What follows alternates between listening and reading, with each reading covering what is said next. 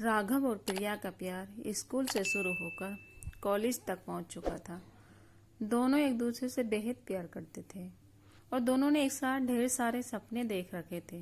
अपनी खुशहाल जिंदगी के राघव का एक आखिरी साल था। कॉलेज में शाम को मिलने की बात कहकर प्रिया ने फोन काटा। राघव ने घड़ी देखी तो अभी दिन के 3 बज रहे थे। वह प्रिया से मिलने के लिए बेचैन हो रहा था। आज राघव ने महसूस किया कि प्रिया की आवाज में एक बेचैनी सी थी। शाम होने को आई थी। अचानक राघव के घर की घंटी बजी और इससे पहले कि राघव दरवाजे तक पहुंचता, उसकी मां ने दरवाजा खोला। वह प्रिया ही थी। उसने राघव की मां को नमस्ते किया और सीधे राघव के कमरे में बढ़ गई। राघव की मां को उसके प्यार के बारे में पता था, इसलिए मुस्कुराकर रह गई।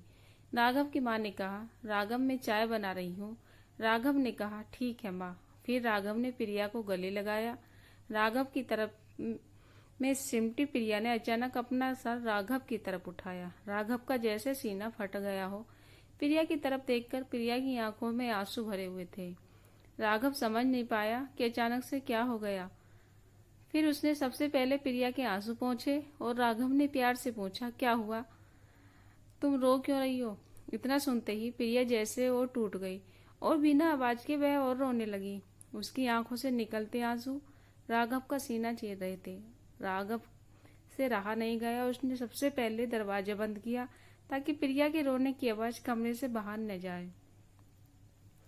फिर उसने प्रिया को अपने बिस्तर पर बिठाया और खुद नीचे फर्श पर बैठ गया। प्रिया का हाथ अपने हाथों में लेकर उसने प्रिया से कहा, बोलो ऐसा क्या हो गया कि तुम इतना रो रही हो? तुम्हें पता नहीं मेरे दिल पर क्या गुजर रही है तुम्हारे आंसू देखकर। आप प्लीज बताओ क्या हुआ है? प्रिया ने अपने आंसू पोंछे और अपने आप को संभालते हुए राघव का हाथ पकड़कर बोली, हमारा साथ यहीं था हमारे रास्ते आज के बाद कभी साथ नहीं होंगे। राघव को जैसे एक झटका लगा। उसने प्रिया के हाथ को कस से पकड़ा और बोला, क्या पागलों जैसी बातें कर रही हो तुम? होश में तो हो ना? प्रिया की आंखों से फिर से आंसू टपकने लगे। उसने राघव को अपने पास बिस्तर पर बिठाया और उसका हाथ पकड़कर बोली, जान अब मैं किसी और की पत्नी बनने जा रही हूँ। पापा ने आज ही मेरा रिश्ता तय कर दिया और घर में सब बहुत खुश हैं।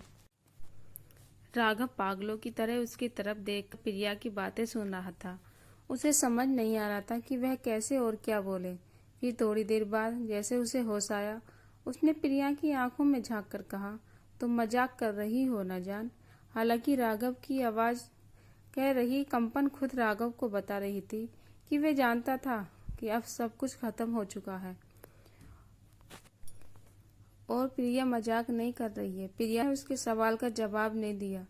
अपने चेहरे को दुपट्टे से पोंछकर उसने राघव से पूछा, क्या तुम्हें ये सच में मजाक लग रहा है? राघव को अचानक से ऐसा लगा जैसे पूरा कमरा उसकी आंखों के सामने घूमने लगा हो।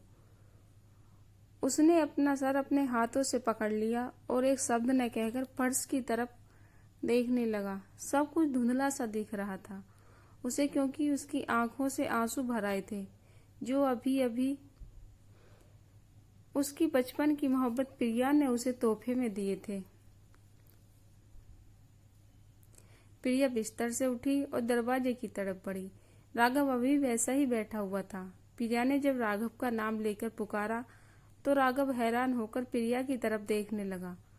आज तक जो प्रिया उसे जान के अलावा और कुछ नहीं कहती थी, आज शादी तय होते ही उसके नाम से बुला रही थी। अचानक जैसे राघव को होश आया, उसके चेहरे पर आंसुओं को साफ देखा जा सकता था। उसके होठों पर एक दर्द भरी मुस्कान थी।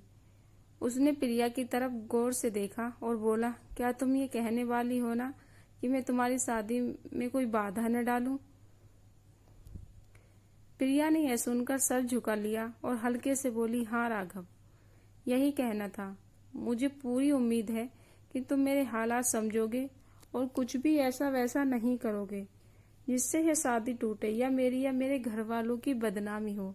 राघव हैरानी से प्रिया को देखता रह गया। यह था उसके बचपन का प्यार, जैसे यह तब पता नहीं कि वह ऐसा कुछ करने की सोच भी नहीं सकता जिससे प्रिया उसके घर वालों को कोई नुकसान हो। क्या इतना ही जानती थी प्रिया उसे?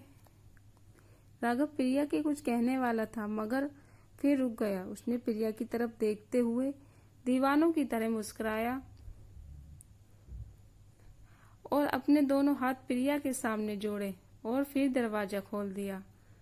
प्रिया जैसे ही कमरे से निकली, उसने देखा कि राघव की माँ वहीं दरवाजे पर खड़ी थी। वह समझ गई थी कि राघव की माँ ने सब कुछ सुन लिया है। अपना सर झुकाकर प्रिया वहां से चली गई।